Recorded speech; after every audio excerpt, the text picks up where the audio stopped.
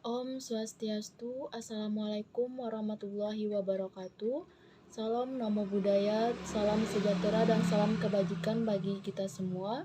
Perkenalkan kami dari kelompok 6 dalam mata kuliah Ekonomi Orange, Koperasi dan UMKM kelas B1 dengan dosen pengampu Bapak Imade Indra Kartika Yuda. Nah, pada kesempatan kali ini, materi yang akan kami bahas yaitu pendidikan dan ekonomi kreatif. Sebelum kami membahas materi tersebut, ada baiknya kami memperkenalkan anggota kelompok kami terlebih dahulu. Yang pertama yaitu saya sendiri, Solfitri dengan NIM 20075111012 dan teman saya Isabella Laura Batistuta Jehau dengan NIM 20075111021 dan yang ketiga yaitu Niputu Meira Sriwidiantari dengan NIM 20075111033 dan yang keempat yaitu Jessica Novelin Beneftar dengan NIM 20075111003. Untuk materi pertama akan disampaikan oleh teman saya. Baik, di sini saya akan membawakan materi yang pertama, yaitu arti penting pendidikan dan kesehatan. Pendidikan merupakan suatu kebutuhan yang harus dipenuhi dalam kehidupan. Pendidikan merupakan wadah kegiatan yang dapat dipandang sebagai pencetak sumber daya manusia yang bermutu. Motivasi belajar merupakan salah satu faktor yang turut menentukan keefektifan dalam pembelajaran. Ada dua jenis motivasi belajar, yaitu motivasi intrinsik dan motivasi ekstrinsik.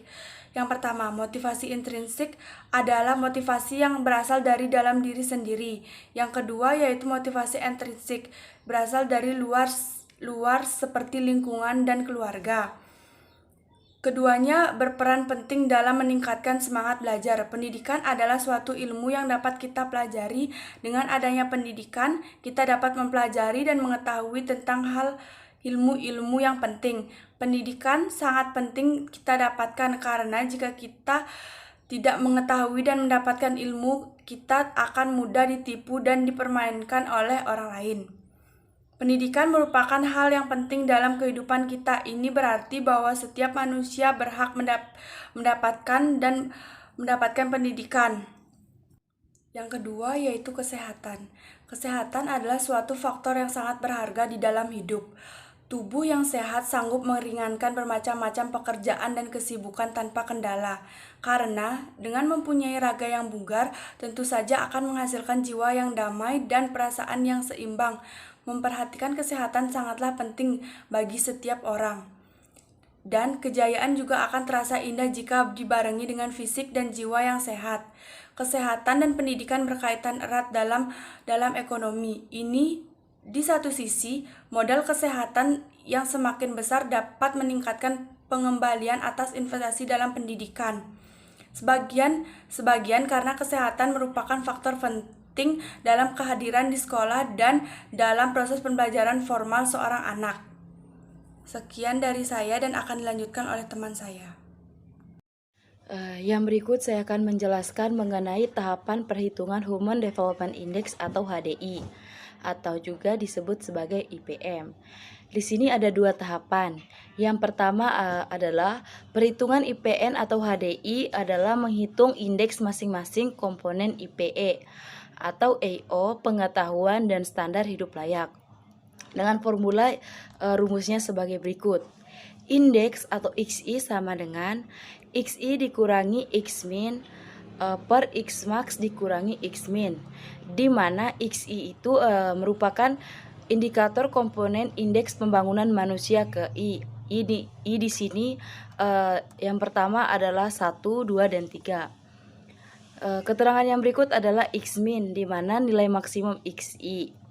Yang ketiga adalah Xmax, di mana nilai maksimum XI.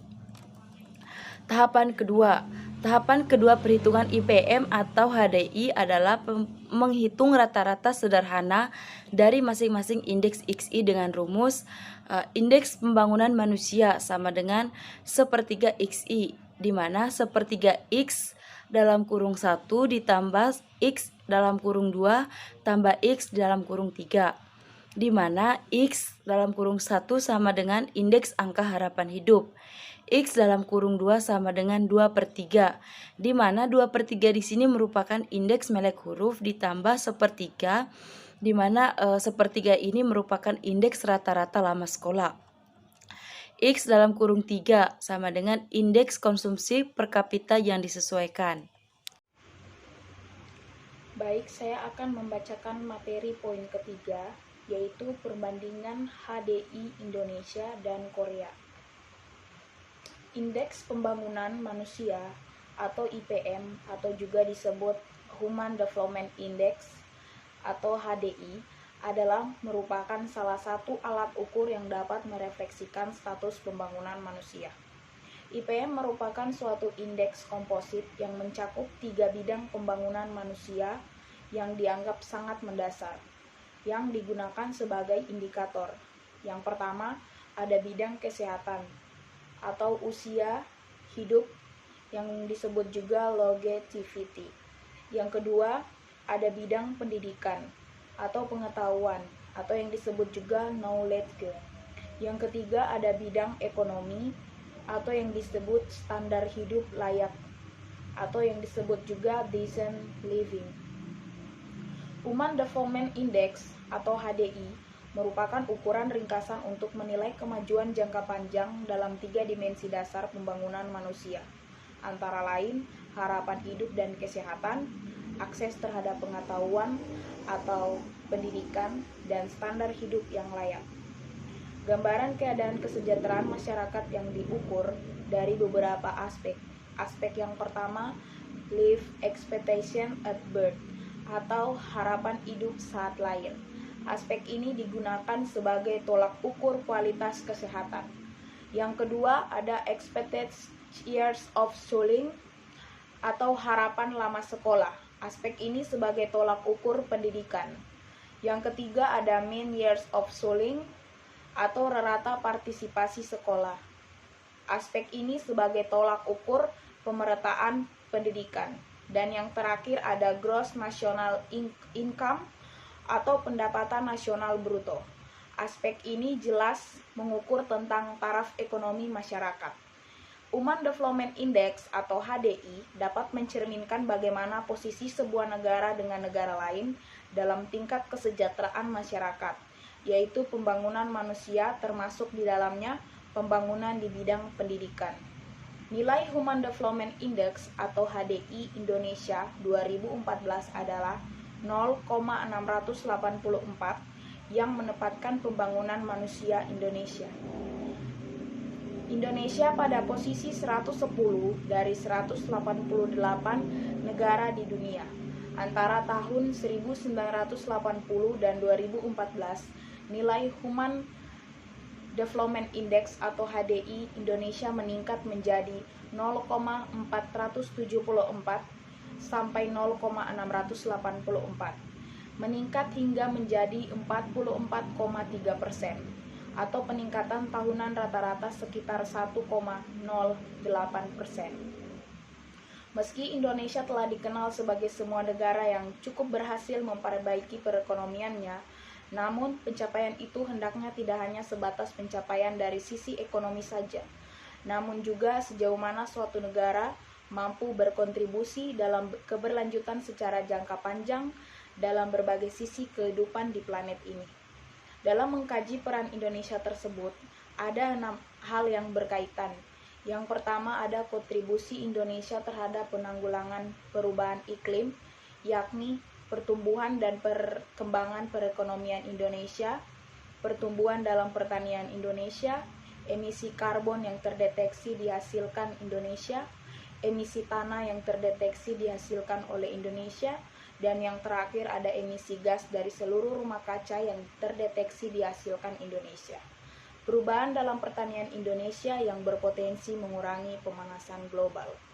Suatu pendidikan dipandang bermutu menurut Sodhijarto, diukur dari perannya dalam ikut mencerdaskan kehidupan bangsa dan memaju kebudayaan nasional adalah pendidikan yang kebijakan yang diutamakan adalah membantu peserta didik dapat berkembang secara optimal, yaitu diantaranya menyediakan fasilitas sekolah yang mungkin peserta didik belajar dengan penuh kegembiraan dengan fasilitas dan ruang-ruang bermain yang memadai dan ruang kerja guru, menyediakan media pembelajaran yang kaya.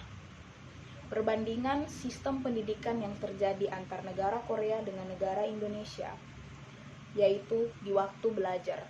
Yang pertama, pelajaran yang diwajibkan. Baiklah, saya akan melanjutkan materi presentasinya. Materi selanjutnya yaitu model pendidikan di Korea Selatan dalam mendukung perkembangan ekonomi kreatif. Yang pertama yaitu kebijakan pendidikan Korea Selatan. Kebijakan pendidikan di Korea Selatan dilakukan melalui dua hal utama yakni kurikulum dan metode pengajaran yang menggabungkan guru dan siswa sebagai pusat pembelajaran yang didukung oleh kepercayaan dan faktor sosial budaya. Pembelajaran berpusat pada siswa tercermin pada kebijakan terhadap pendidikan progresif.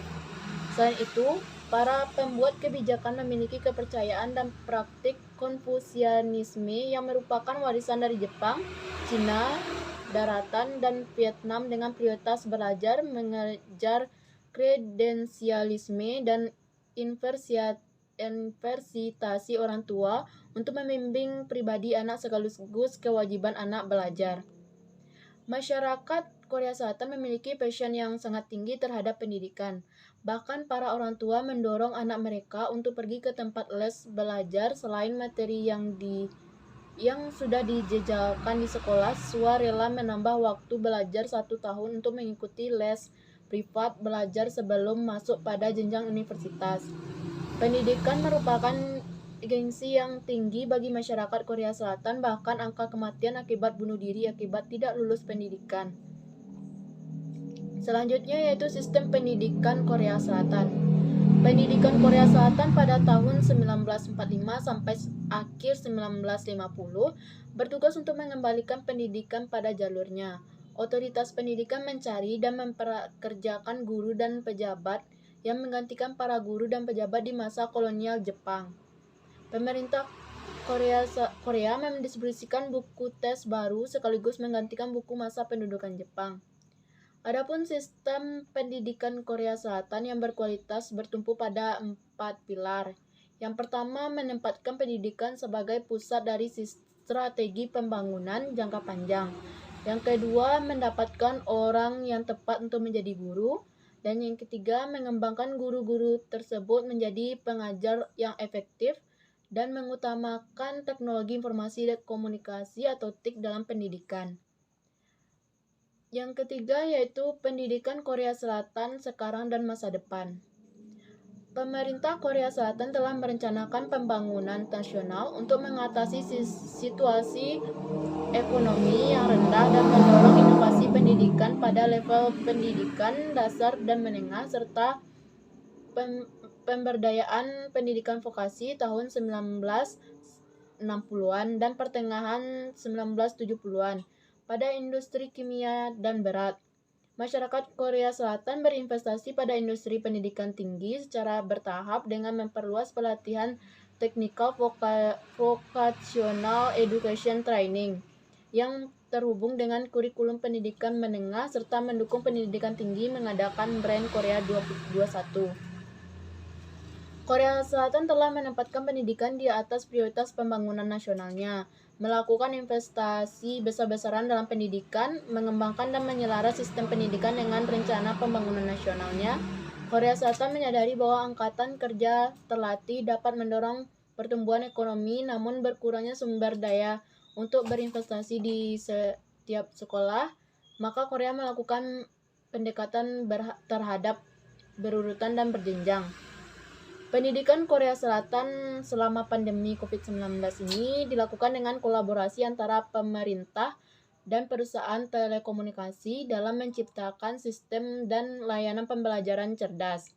Pemerintah telah memprioritaskan investasi pada TIK selama 25 tahun terakhir untuk menggunakan pembelajaran jarak jauh secara ekstensi untuk melengkapi kegiatan tatap muka. Pemerintah Korea Selatan juga mendukung pembelajaran jarak jauh dengan memberikan panduan bagi para guru dengan pembelajaran jarak jauh, dan Kementerian Pendidikan Korea Selatan telah membentuk komunitas guru daerah terpencil dengan topik Teacher On, di mana para guru dapat bertukar ide dan contoh praktik yang baik.